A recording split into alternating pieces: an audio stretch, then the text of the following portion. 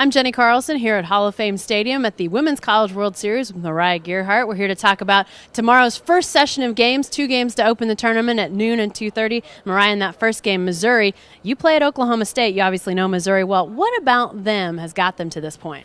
Missouri honestly has been a real scrappy team like the whole season. Obviously they had to overcome, Chelsea Thomas going out, and basically what they've done is they've relied on their offense practically the whole season to keep them going. I mean, their pitchers may not be able to, hold the really close games, but their offense puts up the numbers that keeps them in the game, and that's honestly what I think got them here. The team they're facing is the Cinderella, if you will, of this tournament. Hawaii, number 16 seed, beat Alabama with a walk-off home run. Talk a little bit about the Rainbows. What can we expect to see out of them? Well, Hawaii we faced earlier in the season, and I would say we actually stopped their offense, and that was a huge deal.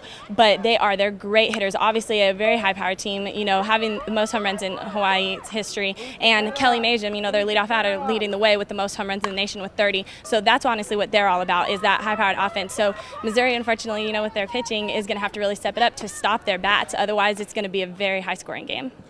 Game number 2 tomorrow at 2:30 pits UCLA against Florida. UCLA, a traditional powerhouse in softball. Florida, a newcomer to the scene. But UCLA, a team that got back here, hasn't been here in a while. What about the Bruins? Is this maybe a championship team this year?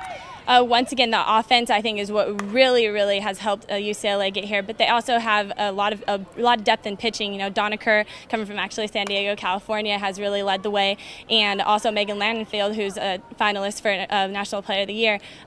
She has definitely helped them in the circle. But their bats, once again, is definitely what has gotten them past and gotten through in the Pac-10 and helped them through regionals.